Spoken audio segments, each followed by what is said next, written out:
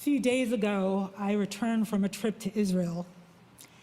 And one of the more enjoyable things I did there was study the weekly Parsha with a group called Rabbis and Comics. It was a bunch of rabbis and stand-up comedians who gathered together. I know, fun, right? Well, more or less. In a cafe on, for those of you who know, Beit Lechem, Rehov Beit Lechem, the street that's called Bethlehem. So this past Sunday, we were studying this Parsha. I was like, great, I'm gonna get some material and bring it back to America. This week's Parsha, which is Emor, reading the story at the end of the Parsha, which features the only named woman in the entire book of Leviticus, the entire book of Vayikra. One named woman, and her name is Shlomit Bat Divri. A beautiful name, which can be translated as peace, the daughter of language, or maybe completion, the daughter of words. But her story is tragic. She has a son who, interestingly enough, has no name, reversing the typical gender dynamics in the Torah. Instead, he's described as Ben Isha Yisraelit v'hu Ben Ish Mitzri, the son of an Israelite woman, and he is the son of an Egyptian man. And as the story goes, he gets into a fight with a pure Israelite. We don't know why they're fighting. And in the midst of the fight, he curses God. He blasphemes. He pronounces the unpronounceable name of God, a name the Torah bans all Israelites from pronouncing, with the significant exception of the high priest pronouncing the name once a year on Yom Kippur in the Holy of Holies. The word the Torah uses here for pronouncing the divine name is really interesting, va'yikov, meaning to pierce or perforate, to bore a hole. In other words, Shlomit's son, a person of mixed ethnicity, somehow perforated a hole in the name of the divine, which I know is impossible to imagine. But somehow the crime is emptying the divine name of meaning and power by pronouncing it in the wrong context, and in this case, in a context of violence, a context devoid of sanctity. Shlomit's son, one might say, wounded, as if we could say such a thing, the divine. But the ancient rabbis in the Midrash and in the Talmud blame his mother for what he did. This tradition of blaming mothers starts very early. Even though there's nothing in the Torah that tells us of Shlomit's guilt. The only thing we know about her is her beautiful name. But the rabbis accuse her of licentiousness, saying that she would flirtatiously say hello, shalom, shalom, to every man. Rashi, the 11th century French commentator, says, picking up on the words bat divri, the daughter of speech or language, describes her as dabranit haita. She was talkative. Medaberet im kol adam, talking with any man. Lefichach kil kala, and for this she got into trouble. What? She got into trouble? Why is Rashi blaming her? Rashi goes on to quote an older midrashic tradition saying that it is to praise Israel that her name was publicized, to say that she, and only she, was a harlot. Despite her beautiful name, our tradition only heaps blame and aspersions on her, presumably because she slept with an Egyptian man and had a son that was only half Israelite. So as we discuss this story, one rabbi in the group, Rabbi Rachel Court, who was a student of mine in Israel in 1998. And at that table, she in turn became my teacher. She taught the group about something related to women and language, the history of the word gossip. I never knew this, and I'm curious if any of you do. It's a word that's historically used to disparage the language and communication of women. But it turns out that gossip, is an Old English term for godparent, combining the words God and sib, meaning parent, and the word originally was used for women who were companions in childbirth, maybe women who were midwives or just support for their friends as they were giving birth. Later, it came to refer more generally to women's friendships. Gossip referred to the female friend of a woman who would be lovingly called her gossip. According to one feminist scholar, Silvia Federici, she says, with the rise of the patriarchal order in the 16th century, women's language began to be seen negatively. Depictions of women became bitter and chastising, and women were often presented as quarrelsome, as scolds. In this new era, women were brought to court and actually fined for scolding, while priests in their sermons thundered against their tongues. Wives especially were expected to be quiet, obey their husband without questions, and stand in awe of them. It was at this point that gossip began to mean a woman engaging in idle talk. Now the word gossip is often associated with women irresponsibly disparaging others in a way that is destructive to society. At this point in the conversation, another woman said, well, this issue really actually has huge consequences for us in this country, and brought up the issue of the tatzpitaniyot. I don't know if I said that exactly right, referring to the role of spotters or field observers in the Israeli military, a role played only by young women, or maybe mostly by young women. These women basically have one job: to be the eyes of Israel, to watch the border and look for signs of anything suspicious.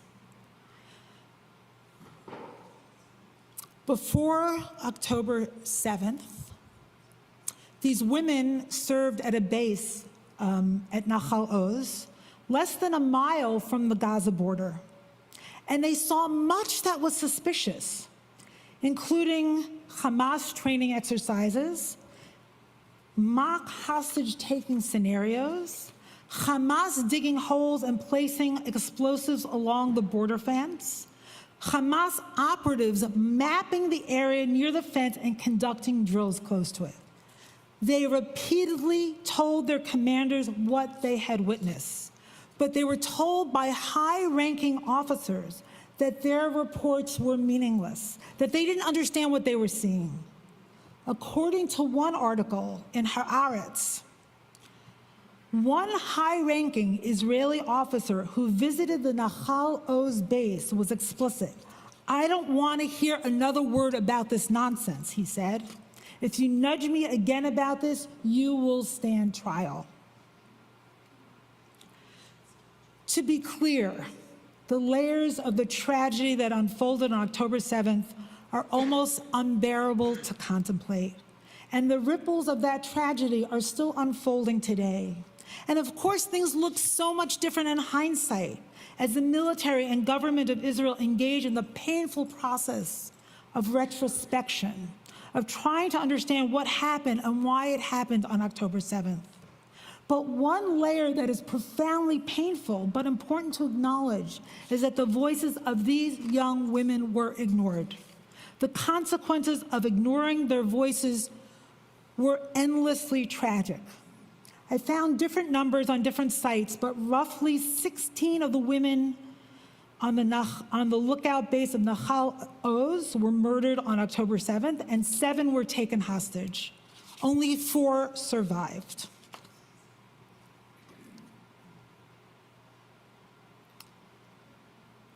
Each of these women were raising up their voices in warning, speaking up for the sake of peace. Like Shlomit bat Divri, their voices were disparaged and ignored. But those were not the only voices that had been ignored. In the 2 Shabbatot, the 2 Sabbaths I was in Jerusalem for, I attended something called a mishmeret. So right after services on Saturday morning, there was a gathering of people sitting together and singing for the hostages and speaking about them, giving words of Torah. And the first week I was there, John and Rachel Goldberg-Pollen, the parents of Hirsch, one of the murdered hostages, were in attendance. 2 people who felt that their voices haven't been heard.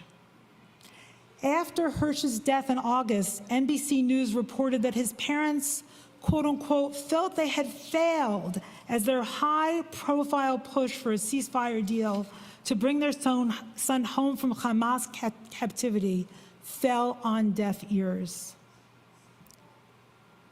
Their voices had been prophetic voices for the hostages and for peace, standing not only on behalf of their son, but for all the victims of this terrible war. In their words, "We are not alone in having lost. There are thousands of people in Israel who have lost people. There are thousands and thousands of people in Gaza who have lost people." I went to Israel to attend a peace summit in Jerusalem last Friday on May 9th. The summit filled the National Convention Hall in Jerusalem. 5,000 people were there. A hunger for something different was present. The summit was spearheaded by 3 women, Mika Almog, Maya Savir, and May Pundak, under the auspices of an organization called It's Time, a coalition of 60 peace-building and shared society organizations. Mika Almog, interviewed in Haaretz, said, "It can sometimes feel like, as people who seek life and reconciliation, that we are alone, that we have no place."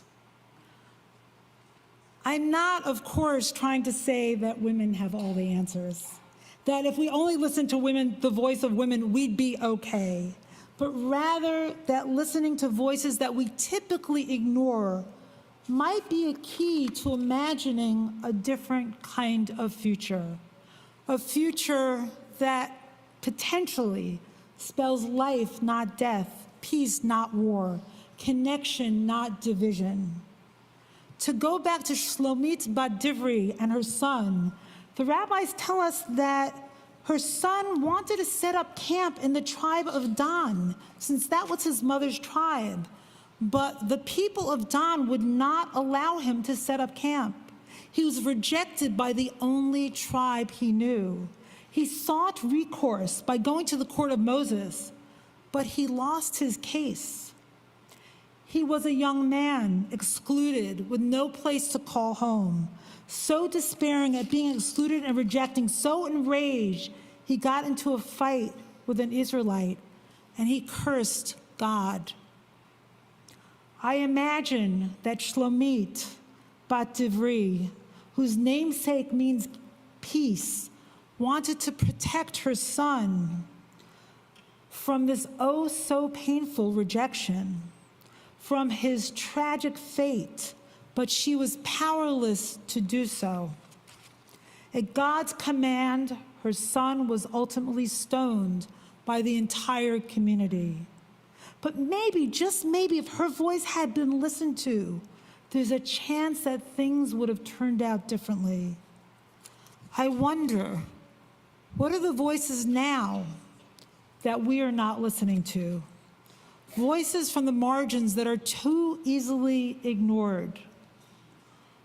I bless each of us with the courage and strength to listen to voices that may be uncomfortable for us, wherever they might be coming from in our lives.